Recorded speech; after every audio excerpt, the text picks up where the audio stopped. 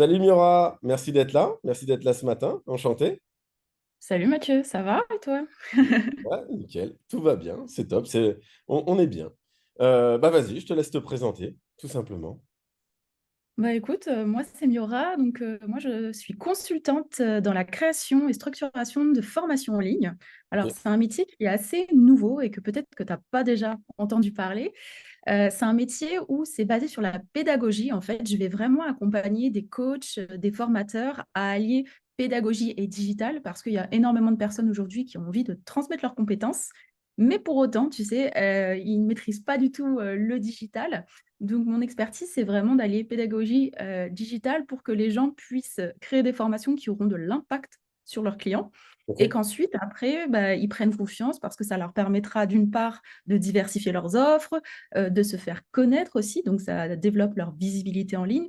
Et surtout, ça leur permet aussi d'avoir un autre attrait aussi de leur métier parce que la posture de formateur ou formatrice en ligne, bah, c'est pas du tout la même en fait qu'on a l'habitude de voir. Et en fait, comment j'ai été amenée à faire ça, c'est parce que pendant des années, j'ai travaillé dans les ressources humaines, dans la formation et le développement des compétences. Et ce fil conducteur-là, tu vois, c'était vraiment transmettre en fait mon savoir.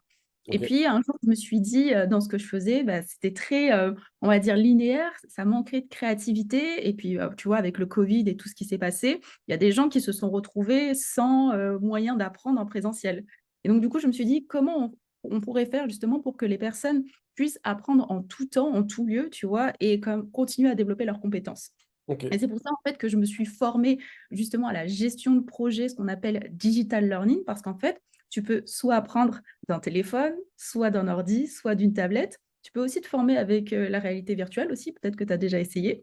Et en fait, tous ces moyens-là, ce sont des moyens pédagogiques pour te permettre d'apprendre en ligne. Donc vraiment, ma compétence clé, c'est vraiment apprendre à apprendre. Mais c'est vrai que c'est compliqué parfois à cerner parce que c'est pas quelque chose de palpable, tu Ouais, vois. ouais. Donc, je compagne vraiment sur toutes ces notions-là. Donc, c'est vrai que ça touche à la fois à la posture, mais aussi à l'état d'esprit, parce que tu sais, il y a des gens qui n'ont pas du tout l'habitude d'utiliser le digital et qui ont l'impression qu'on va leur piquer un peu leur job, alors que pas du tout. Ce que je fais, c'est vraiment un moyen de sublimer en fait le travail de mes clients pour qu'après, ils puissent se dire, bah, si je dois faire du présentiel, bah, je garde le présentiel. Mais si je dois ajouter une modalité en distanciel, eh ben, je peux l'ajouter dans mes parcours de formation. Et ce qui fait qu'après, bah, c'est beaucoup plus bénéfique pour leurs clients parce qu'ils s'adaptent. Et c'est ça l'idée d'aujourd'hui aussi, que tu sois entrepreneur ou salarié, en fait, c'est de s'adapter un peu au maximum à tes clients et de faire en sorte que tu sois flexible sur le marché. Parce que le marché Ouais, de la formation en ligne, c'est quelque chose qui a de l'envergure et qui aura dans les prochaines années encore beaucoup d'avenir. Mais en même temps, c'est quelque chose où on voit où un peu tout le monde n'a pas les mêmes cordes. Donc l'idée aussi, c'est de se dire, pour ne pas faire n'importe quoi, il y a des moyens, voilà, il y a des méthodes précises pour faire les choses, on va dire, dans le bon ordre et pour que ce soit impactant et engageant. Parce que le problème, en fait, des gens qui se forment en ligne, la majorité des cas, ils sont autonomes.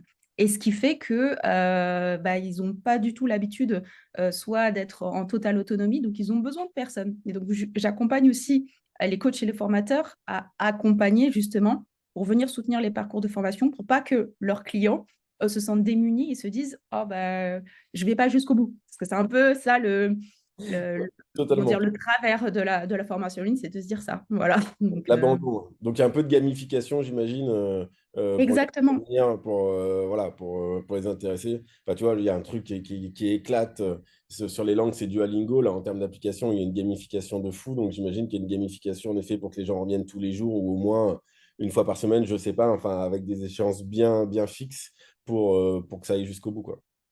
Exactement, voilà, pour les motiver jusqu'au bout, les engager et surtout bah, se dire qu'ils ne sont pas tout seuls. Et quand tu vois, il y a l'effet de gamification, tu peux ajouter aussi une communauté pour que les gens se disent, bon, ben voilà, je fais partie d'un groupe et ça me motive d'autant plus d'échanger en groupe, d'apprendre et surtout bah, d'échanger entre eux.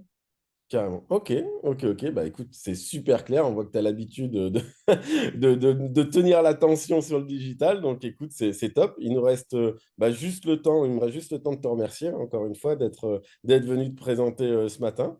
Merci beaucoup. Et puis bah bon Avec courage et plaisir. super journée à toi. Merci, à bientôt, merci. Ciao, salut. Ciao.